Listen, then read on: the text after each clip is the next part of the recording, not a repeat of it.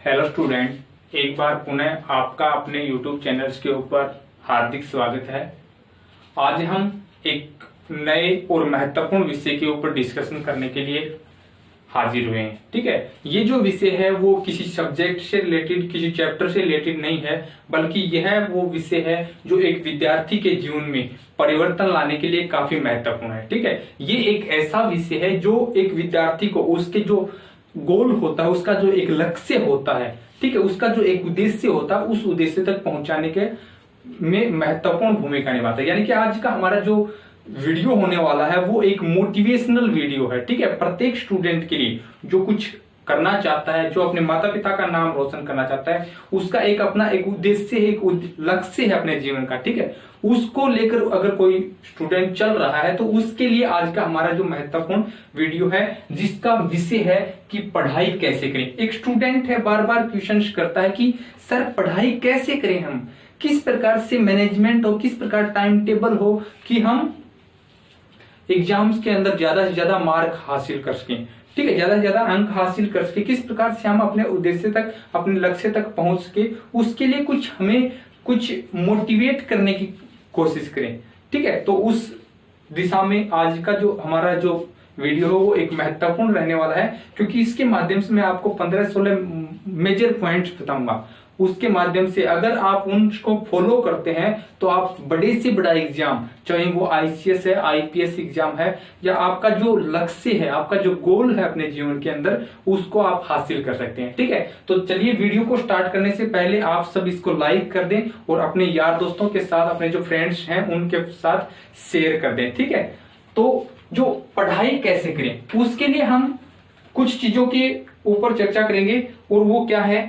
सबसे पहला जो चीज होती है पढ़ाई शुरू करने से पहले, कोई भी स्टूडेंट है क्यों पढ़ता है, कुछ ना कुछ उसका पढ़ने का कोई उद्देश्य होता है, कोई लक्ष्य होता है।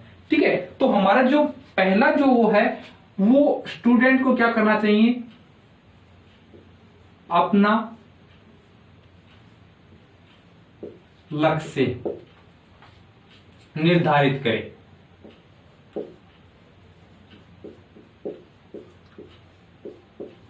निर्धारित करे, क्या करे, अपना लक्ष्य निर्धारित करे। देखो, हमारे पढ़ने का, हमारे जीवन का कुछ ना कुछ लक्ष्य होना चाहिए कि हमें एक टीचर्स बनना है, हमें डॉक्टर बनना है, हमें इंजीनियर बनना है। ठीक है, या हमें एक पुलिसमैन बनना है, हमें इंस्पेक्टर बनना है, हमें एक फौजी बनना है। इस प्रकार से अपना एक लक्ष्य होना चाहिए। देखो, लक्ष्य भी दो प्रकार के होते हैं। ठीक है, एक तो जीवन का लक्ष्य, ठीक है, यानी कि हमें अपने जीवन में क्या करना है। ठीक है, और एक दिन प्रतिदिन,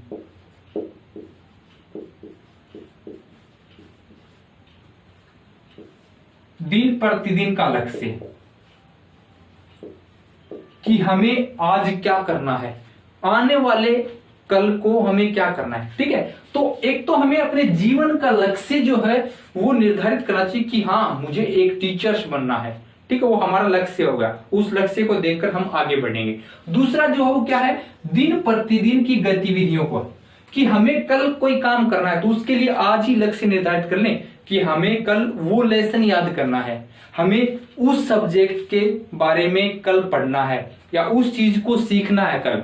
ऐसे हमारा दिन प्रतिदिन का जब हम लक्ष्य को निर्धारित कर लेंगे तो उसके ऊपर चलेंगे हम कि हमने कल क्या किया था, हमें वो लेसन याद करने का लक्ष्य निर्धारित किया था, तो आज हम उस लेसन को पढ़ते हैं। ठीक है, या उसको अच्छी प्रकार से सीखते हैं, और एक जीवन का लक्ष्य होता है। ये दोनों ही चीजें सबसे पहले एक स्टूडेंट को अपने जीवन में निर्धारित कर लेनी चाहिए, यानी कि अपना लक्ष्य का निर्धारण करना चाहिए। और लक्ष्य का निर्धारण नहीं, लक्ष्य के निर्धारण करने के पश्चात उसके ऊपर, उस रास्ते के ऊपर चलना भी है हमें।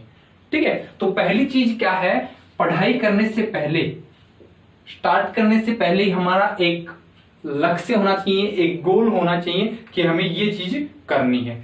सेकंड जो है वो क्या है, वो है काम के लिए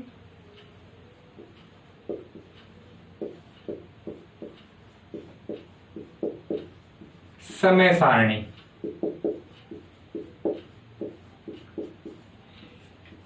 हमें जो काम करना है उसका टाइम टेबल निर्धारित होना चाहिए। ठीक है, ऐसा नहीं है कि अब वो चीज पढ़ ली, ध्यान में आया तो वो चीज पढ़ ली, वो चीज पढ़ ली, ऐसे नहीं है। एक निर्धारित टाइम टेबल बनाना चाहिए। टाइम टेबल किस प्रकार से कि मान लेते हैं हम 10th क्लास के एग्जाम की तैयारी कर रहे हैं, ठीक है, तो उसमें क्या करना है, हमें टाइम टेबल इस प्रकार से बनाना चाहिए कि सुबह एक बार 1 घंटा पढ़ लिया इंग्लिश, फिर हमने हिंदी को पढ़ लिया, फिर हमने मैथ पढ़ लिया, फिर एसएस पढ़ लिया, फिर साइंस पढ़ लिया, फिर फिजिकल एजुकेशन पढ़ लिया।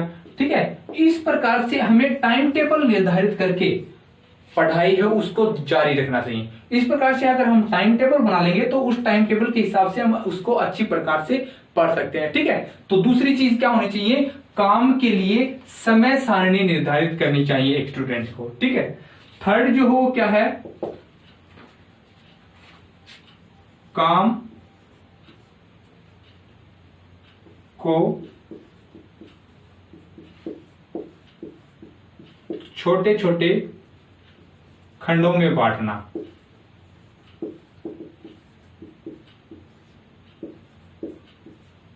ठीक है, कोई भी काम है, कोई भी है, उसको छोटे छोटे खंडों में बांटना चाहिए, छोटे छोटे टुकड़ों में उसका अध्ययन करना चाहिए। ऐसा नहीं है कि हमने 5 लेसन उठा लिए, उसको एक साथ 5 लेसन को दोहराई करने लगे, याद करने लगे, तो वो 5 लेसन याद नहीं होंगे। हमें क्या करना है, पहले एक लेसन को, फिर दूसरे लेसन को, फिर तीसरे लेसन को। या ऐसे भी कर सकते हैं कि मान लेते किसी एक लेसन को पढ़ना हमें, तो उसके अंदर 3 टाइप के क्वेश्चन होते हैं, एक तो very short answer type question, एक शॉर्ट आंसर टाइप क्वेश्चन और एक लॉन्ग आंसर टाइप क्वेश्चन। तो हमें क्या करना है, उसको 3 खंडों में बांटना है। पहले तो क्या करना है, very short answer type question, फिर शॉर्ट आंसर और फिर लॉन्ग आंसर टाइप क्वेश्चन। इस प्रकार से अगर हम उसको छोटे छोटे टुकड़ों के अंदर, उस खंडों के अंदर बांट लेंगे तो वो चीज हमें जल्दी याद रहती है कि हमें पहले जो छोटे छोटे very short answer type question है वो जल्दी याद हो जाएंगे, फिर थोड़ा शॉर्ट आंसर टाइप, फिर लॉन्ग आंसर टाइप, और ये तीनों चीज कंप्लीट करने के पश्चात फिर हम कंप्लीट लेसन की दोहराई कर सकते हैं। ठीक है, तो इस प्रकार से कोई भी काम अगर हम कर रहे हैं तो उसको हमें सबसे पहले क्या करना चाहिए, छोटे छोटे खंडों में विभाजित कर लेना चाहिए और फिर उसका अध्ययन करना चाहिए। फोर्थ जो चीज है वो हमारी क्या रहने वाली है, वो है उचित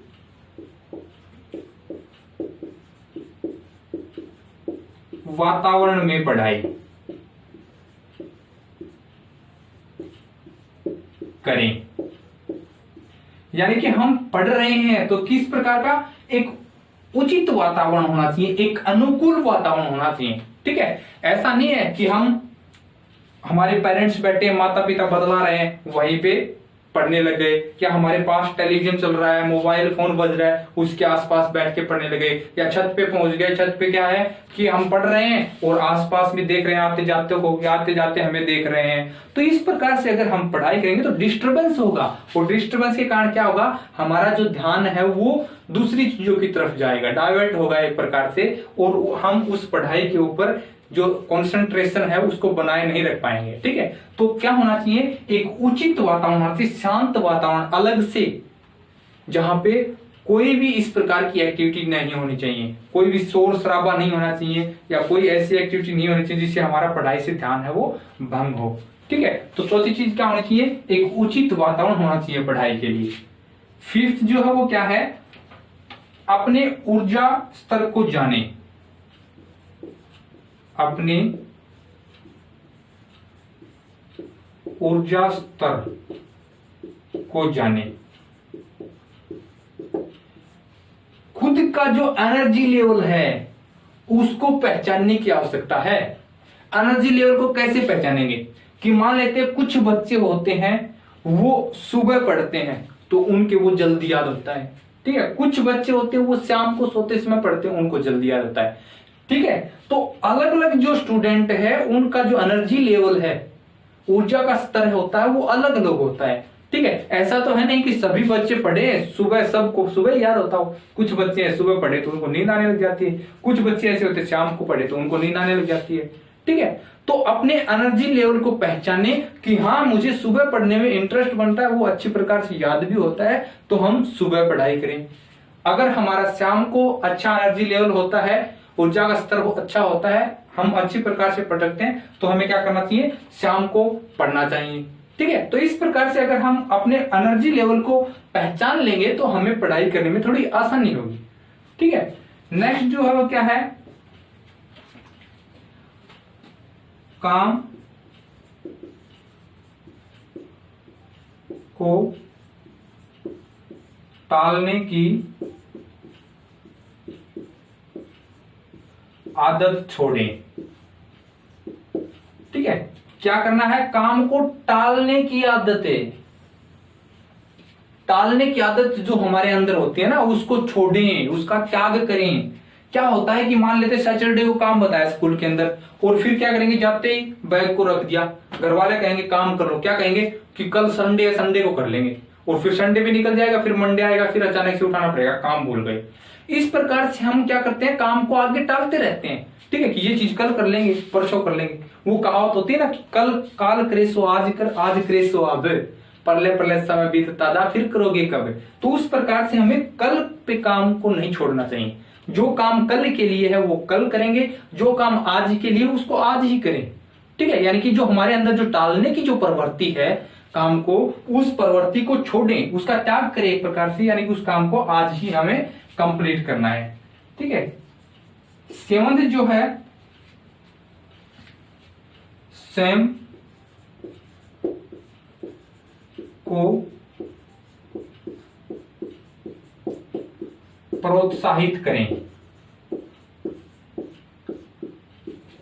खुद को मोटिवेट करने की कार्य करें। हम खुद को मोटिवेट कैसे करें, देखो कुछ जो होते हैं वो ये कहते हैं कि विवेकानंद जी ने ये कहा था, अब्दुल कलाम ने ये कहा था, अब्राहम लिंकन ने ये कहा था, हमें उनसे प्रेरणा लेनी चाहिए। लेकिन सबसे पहले हमें प्रेरणा कहां से लेनी चाहिए, अपने घर से, अपने परिवार से, अपने माता पिता से जो है वो प्रेरणा लेनी चाहिए, वहां से मोटिवेट होना चाहिए अपने आप को, कि हमारे जो माता पिता हैं वो किस प्रकार से हमें जो पैसा जोड़ के हमारे पढ़ाई के लिए भेजते हैं, ठीक है, किस प्रकार से गरीबी से बाहर निकालने की कोशिश कर रहे हैं हमें, ठीक है, किस प्रकार से हमारे गरीब माता पिता पूरा दिन मजदूरी करके मेहनत करके पैसा लेके आते हैं और फिर वो हमारे पढ़ाई के ऊपर लगाते हैं, ठीक है। तो उनसे हमें मोटिवेट होना चाहिए कि हाँ हम किस प्रकार से इस गरीबी से बाहर निकले, किस प्रकार अपने माता पिता के हालात को देखते हुए हम उससे बाहर निकलने की कोशिश करें, कि उनको कैसे बाहर, उनको भी निकालना है और खुद भी उस गरीबी से बाहर निकालना है, ठीक है। यानी कि अपने परिवार से, अपने माता पिता के जो हालात है, अपना जो बैकग्राउंड है, उस बैकग्राउंड से कुछ हद तक सीख ले, उससे क्या हो, प्रोत्साहित हो, उससे मोटिवेट हो एक प्रकार से, और फिर हम पढ़ाई करें एक प्रकार से, ठीक है, अपने हालातों को देखते हुए पढ़ाई करें। तो स्वयं को प्रोत्साहित करने की कोशिश करें। नेक्स्ट जो है, प्रश्नों को खोजें,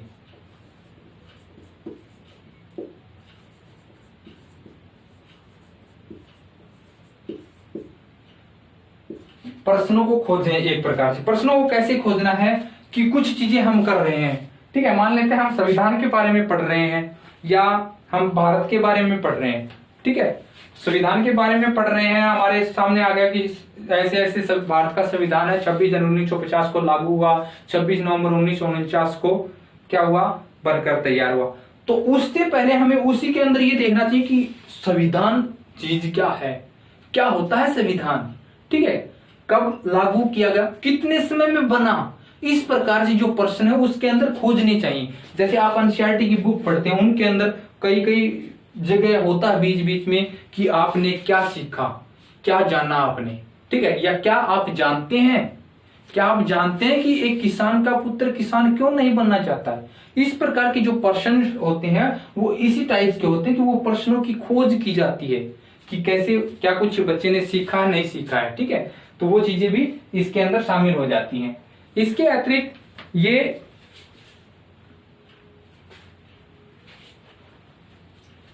प्रश्नों की खोज के पश्चात नेक्स्ट जो चीज आएगी हमारे सामने वो रहने वाली है, देखो ये जो एक एक पॉइंट है ये बिल्कुल मन के अंदर बैठा लो आप कि हाँ ये चीजें तो हमें करनी है।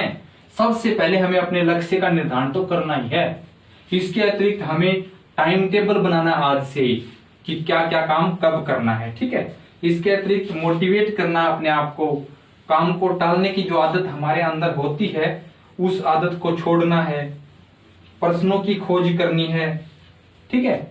इसके अतिरिक्त काम को छोटे छोटे खंडों में विभाजित करना है। ये सब कुछ आज ही हमारे दिमाग के अंदर फीड कर लें, और दिमाग के अंदर फीड नहीं होता ना तो आप इनको नोट डाउन कर लें और रोजाना एक बार 5 मिनट 10 मिनट आप इनके ऊपर चिंतन मनन करें, ठीक है। और चिंतन मनन करेंगे तो आपके दिमाग के अंदर फीड हो जाएंगे और वो चीजें आपको याद होती चली जाएंगी।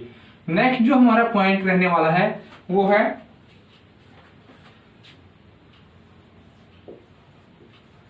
मुख्य बिंदुओं को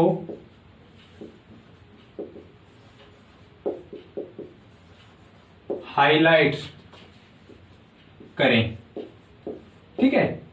जो भी हम चीज पढ़ रहे हैं, मान लेते हैं एक एनसीईआरटी के अंदर एक लेसन पढ़ रहे हैं, ठीक है, उसके अंदर मुख्य बिंदु आ गए। मान लेते हैं भारत के बारे में पढ़ रहे हैं कि भारत है विश्व में एक विशाल देश है, क्षेत्रफल के मामले में इसका 7वां, जनसंख्या के मामले में दूसरा स्थान है। तो इस प्रकार से जो हम पढ़ रहे हैं लेसन को, तो उसके अंदर मान लेते हैं ऐसे आया कि भारत का विश्व में क्षेत्रफल में 7वां स्थान है। तो जो 7वां स्थान है वो एक कीवर्ड है, कीवर्ड है वो, ठीक है। तो इस प्रकार की जो कीवर्ड है उनको अंडरलाइन कर लें, हाईलाइट करें। हाइलाइटर होता है या हमारे पास पेंसिल जो होती है, उस पेंसिल से क्या करना है, उन कीवर्ड्स को अंडरलाइन कर ले। फिर क्या, उससे क्या फायदा होता है, मान लेते हैं हमने एक बार लेसन को पढ़ लिया तो एग्जाम्स के टाइम हम पूरे लेसन को तो रिवाइज नहीं कर सकते, तो हम जो कीवर्ड्स हमने हाईलाइट किए हैं उन कीवर्ड्स को हम आसानी से उनकी दोहराई कर सकते हैं, ठीक है। कभी भी जब वो हमें जो हाईलाइट किए हुए जो वर्ड है वो हमें स्पष्ट दिखाई देंगे, ठीक है। ये जो हम मुख्य जो कीवर्ड हैं इनको हम आसानी से रिवाइज कर सकते हैं, ठीक है। तो कोई भी लेसन पढ़ें, किसी भी चीज के अंदर पढ़ें, तो उसके अंदर जो मुख्य जो कीवर्ड होते हैं उनको क्या कर लें, हाईलाइट करें, तब हम अच्छे प्रकार से अध्ययन है वो कर सकते हैं। नेक्स्ट जो है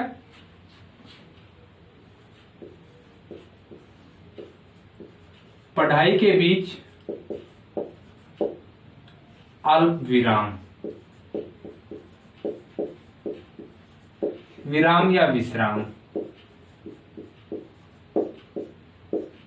हम पढ़ रहे हैं, मान लेते हैं पढ़ने के लिए बैठ गए, और ऐसा नहीं है कि हाँ अब बैठ गए तो अब उठेंगे, नहीं, अब तो लगातार 5 घंटे 4 घंटे 2 घंटे पढ़ते रहेंगे। ऐसे पढ़ेंगे तो हम कुछ समय के पश्चात क्या होने लग जाता है, वो पीछे जो याद किया था वो भूलने लग जाते हैं, ठीक है। यानी कि जब कोई भी बर्तन है उसमें पानी डालते रहते तो वो ओवरफ्लो हो जाएगा, निकलने लग जाएगा वो, ठीक है। तो ऐसा नहीं करना चाहिए। हम मान लेते हैं कि पढ़ते हैं तो उस पढ़ाई के बीच छोटे छोटे टुकड़ों में विश्राम करना चाहिए, या हमारी जो कोई एक्टिविटी है, मान लेते हैं सॉन्ग सुनने के मन कर रहा है, टहलने का मन कर रहा है, पानी पीने का मन कर रहा है, तो इस प्रकार की जो चीजें होती है वो हम कर सकते हैं। साइंस भी ये मानता है कि हम अगर 35 to 40 मिनट्स अगर लगातार पढ़ते हैं, उसके पश्चात हमें 5 से 10 मिनट का ब्रेक ले लेना चाहिए। यानी कि 35 से 40 मिनट लगातार पढ़ाई करने के पश्चात क्या करना चाहिए, 5 से 10 मिनट का जो अल्प विराम है, अल्प विश्राम हो, वो ले लेना चाहिए। उस दौरान हमारी जो रुचिकर जो चीजें होती हैं, चाहे सॉन्ग सुनना है या घूमना है, टहलना है, या और कोई ऐसी एक्टिविटी करनी है, वो उस 5-10 मिनट के अंदर कर सकते हैं। ये बात ध्यान रखनी है कि ये जो अल्प विश्राम है वो 5 से 10 मिनट से ज्यादा नहीं होना चाहिए। अगर 5-10 मिनट से ज्यादा हो गया तो ये जो 35-40 मिनट जो हमने मेहनत की है, जो हमें पढ़ा है, वो भी क्या हो जाएगा, वो साफ हो जाएगा, ठीक है। तो पढ़ाई है वो लगातार लंबे समय तक नहीं करनी चाहिए। 35 से 40 मिनट, प्रत्येक 35 से 40 मिनट के पश्चात हमें 5-10 मिनट का अल्प विश्राम करना चाहिए। नेक्स्ट जो है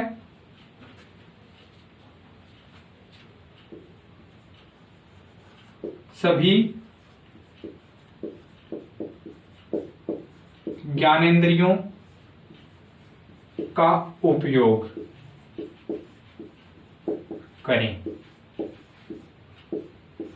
हमारे अंदर जो भी ज्ञानेंद्रियां हैं, जो सेंसर हैं, चाहे मुंह है, कान है, नाक है, ठीक है, हाथ हैं, उंगलियां हैं, सब जो है वो सेंसर हैं एक प्रकार से। उन सेंसर्स का, सभी सेंसर्स का उपयोग करना चाहिए, ठीक है। क्या होता है, कई बार पढ़ा रहे होते हैं तो कानों का जो सेंसर है वो तो है यहाँ पे, ठीक है, वो सुन तो रहे हैं, लेकिन आंख कहाँ है, कान तो इधर है, सर पढ़ा रहे हैं, कान इधर है और आंखें कहीं दूसरी जगह कुछ और चीज देख रही हैं, ठीक है, या आंखें किताब के अंदर हैं, ध्यान कहीं और जाया हुआ है, या कान कहीं और सुन रहे हैं, किसी और चीज की और ध्यान है, ठीक है। तो इस प्रकार से नहीं करना चाहिए। अगर हम पढ़ाई करने के लिए बैठे हैं तो हमारे जो सभी सेंसर हैं, सभी जो ज्ञानेंद्रियां हैं, उनका उस समय उपयोग करना चाहिए कि उसी स्थान पर जो हमारा जो कंसंट्रेशन है, जो एकाग्रता है, वो बने रहेगी, तभी बनी रहेगी जब हमारी जो सभी ज्ञानेंद्रियां वो इसी स्थान पर पढ़ाई के समय उस स्थान पर मौजूद होंगी, ठीक है। तो पढ़ाई करते समय क्या करना चाहिए,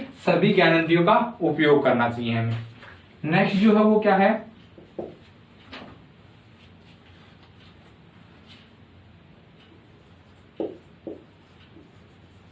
खेल कूद व मनोरंजन।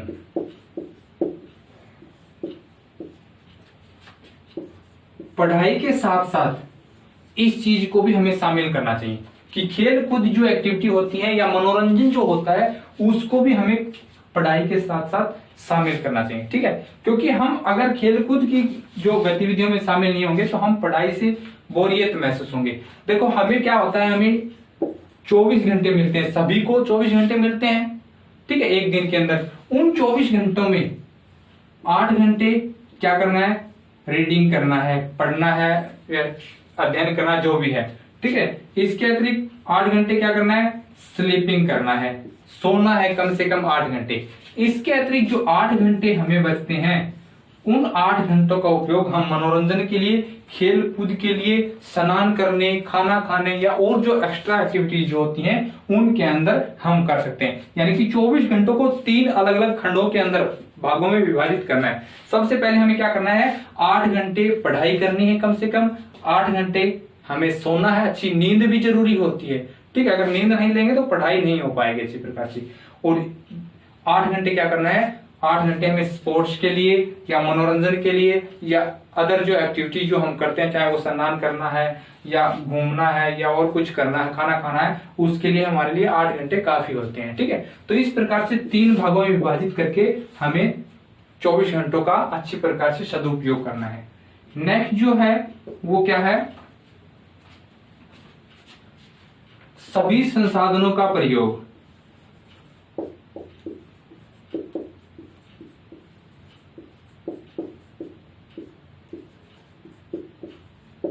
उपयोग करें। जो भी रिसोर्स हैं, मान लेते हैं हम स्कूल के अंदर पढ़ रहे हैं, ठीक है, तो स्कूल के अंदर क्या होता है, स्कूल के अंदर रिसोर्स होता है, एक तो होता है टीचर्स होता है, एक लाइब्रेरी होती है, ठीक है, लैब होते हैं। इस प्रकार से जो भी रिसोर्स हैं स्कूल के अंदर, उन रिसोर्सेज का हमें ज्यादा से ज्यादा उपयोग करना चाहिए।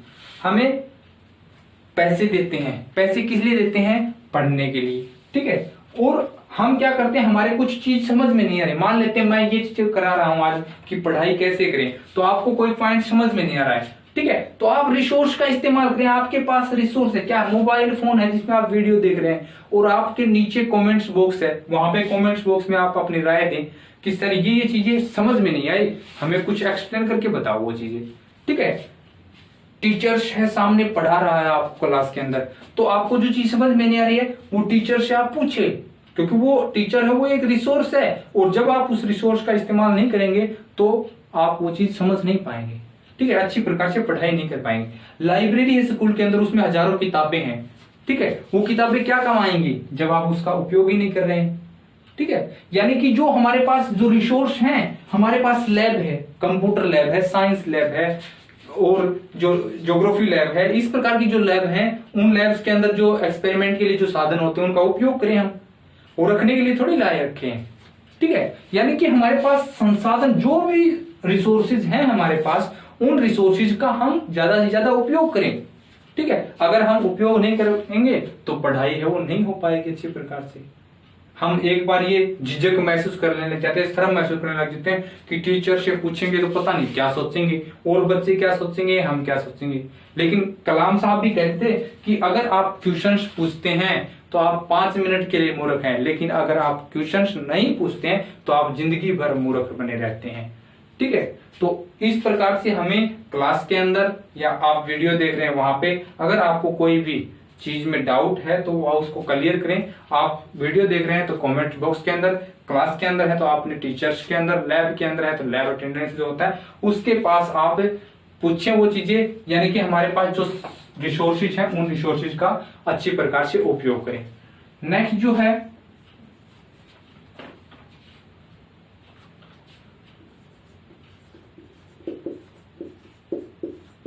प्रश्न पत्रों को हल करें।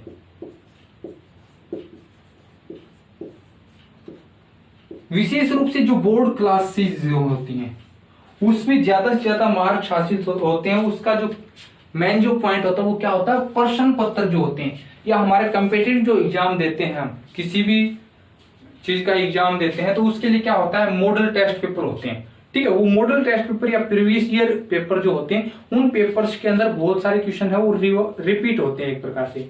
ठीक है, तो अगर हम प्रश्न पत्रों को ज्यादा से ज्यादा उसको अध्ययन करेंगे, उसको हल करने की कोशिश करेंगे तो एक हमें ये हो जाएगा कि हम 3 घंटे के अंदर प्रश्न पत्र को कर सकते हैं नहीं कर सकते, ये कॉन्फिडेंस आएगा हमारे अंदर। इसके अतिरिक्त कुछ प्रश्न ऐसे होंगे जो दोबारा से एग्जाम के अंदर रिपीट होंगे। ठीक है, तो उसको हम अच्छी प्रकार से कर सकते हैं। तो ज्यादा से ज्यादा हमें अच्छी से अच्छी पढ़ाई करनी, ज्यादा से ज्यादा मार्क्स हासिल करने के लिए, ज्यादा से ज्यादा सफलता हासिल करने के लिए प्रीवियस ईयर जो क्वेश्चन पेपर होते हैं या जो मॉडल टेस्ट पेपर होते हैं जो तैयार किए जाते हैं उनका ज्यादा से ज्यादा हमें अध्ययन करना चाहिए, उनको ज्यादा से ज्यादा सोल्व करना चाहिए ताकि उससे भी फायदा हो सके। नेक्स्ट जो है ब्लैंक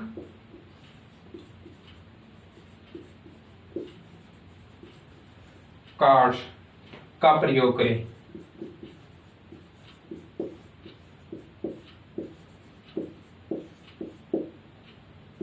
ब्लैंक कार्ड, जो खाली जो कार्ड होते हैं ना वो आते हैं स्टेशनरी की दुकान होती है उनके ऊपर आते हैं छोटे छोटे कार्ड, इतने इतने इतना साइज होता है। ताश के जो पत्ते होते हैं ना इतने छोटे छोटे कार्ड होते हैं। ठीक है, उन कार्डों का ज्यादा से ज्यादा उपयोग करना चाहिए। उन कार्डों का कैसे उपयोग करें कि मान लेते हैं हम एक लेसन को कवर किया है, उसके अंदर क्वेश्चन याद किए, उस क्वेश्चन में हेडिंग बनी होती है कुछ। ठीक है, उन हेडिंग को क्या करना है, उस ब्लैंक कार्ड के ऊपर उतारना है। ठीक है, इस प्रकार से जो मेन जो हेडिंग होती है लेसन वाइज उन कार्डों के ऊपर उतारें, उनको जेब के अंदर रखें। जहां कहीं भी हमें टाइम मिले तो कार्ड निकाला, उसमें से थोड़ा रिवाइज किया, फिर हमें याद हो गया। तो इस प्रकार से अगर हम ब्लैंक कार्ड के ऊपर वो जो मेन जो मुख्य मुख्य जो की पॉइंट जो होते हैं उनको नोट डाउन करेंगे और उनको समय समय पर उनको देखेंगे तो वो चीजें हमें अच्छी प्रकार से याद होती हैं। ठीक है, तो इस प्रकार से जो ब्लैंक जो कार्ड होते हैं उनका ज्यादा से ज्यादा उपयोग करें, एक प्रकार से ये भी अध्ययन के अंदर सहायक होते हैं। और लास्ट जो हमारा जो है वो है संतुलित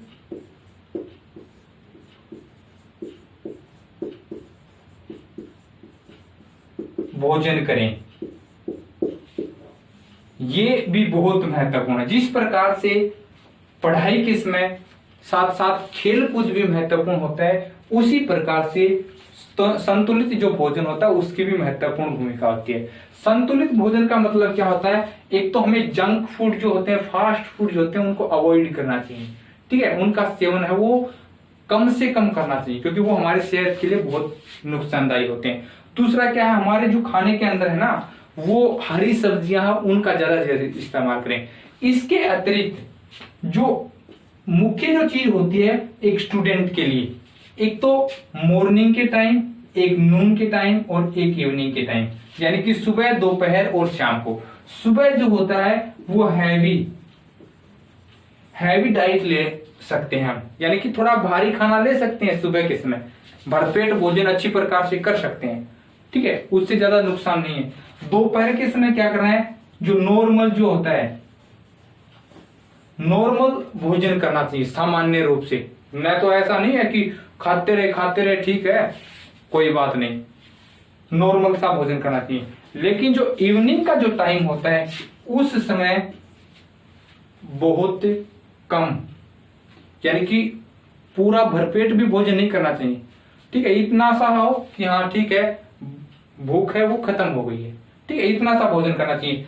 अगर हम इस टाइम के दौरान शाम को ही मान लेते हैं, शाम को हम खिचड़ी दलिया खा लिया, उससे क्या होगा, हमारे आलस्य बढ़ेगा, नींद आएगी, पढ़ नहीं पाएंगे।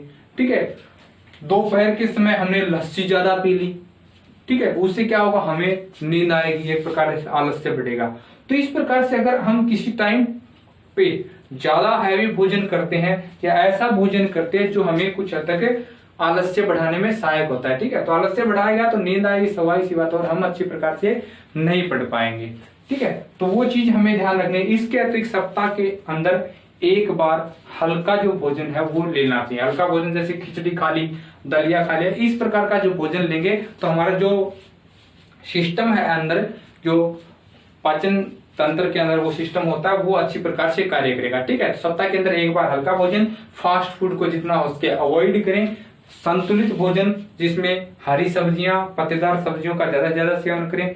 ठीक है, इसके अतिरिक्त सुबह थोड़ा हैवी फूड, दोपहर को नॉर्मल और शाम को थोड़ा हल्का खाना करना चाहिए ताकि हमारे अंदर आलस्य पैदा ना हो। इस प्रकार से अगर आप अच्छी प्रकार से पढ़ाई करना चाहते हैं, अपने जो लक्ष्य है, अपना जो गोल निर्धारित किया है आपने, उस गोल को हासिल करना चाहते हैं, तो ये जो 16 पॉइंट हैं इनके ऊपर चल सकते हैं। देश का सबसे बड़ा एग्जाम आईपीएस आईसीएस जो एग्जाम होते हैं, उन एग्जाम्स की तैयारी के लिए भी बच्चे इस प्रकार से इन 16 पद चिन्हों के ऊपर चलकर वो बड़े से बड़ा एग्जाम है वो भी क्लियर किया जा सकता है। ठीक है, तो आज जो हमने जो चीज की है वो जो मुख्य जो 16 पॉइंट की हैं वो उस स्टूडेंट के लिए है जो कुछ करना चाहता है, जो अपने माता पिता का नाम रोशन करना चाहता है, जो उसने गोल निर्धारित किया है कि मान लेते हैं कि मुझे टीचर्स बनना है, तो मुझे टीचर्स बनने के लिए वो जो चीजें होती है उसको निर्धारित करके चलाना पड़ता है। ठीक है, उसका मैनेजमेंट करना होता है, उस मैनेजमेंट के हिसाब से मैं आगे बढ़ता हूँ। ठीक है, तो अगर आपको भी कुछ हासिल करना है, अपना जो लक्ष्य निर्धारित किया, अपना जो गोल निर्धारित किया है उसको हासिल करना, तो इन 16 पॉइंट्स के ऊपर आपको चलना होगा।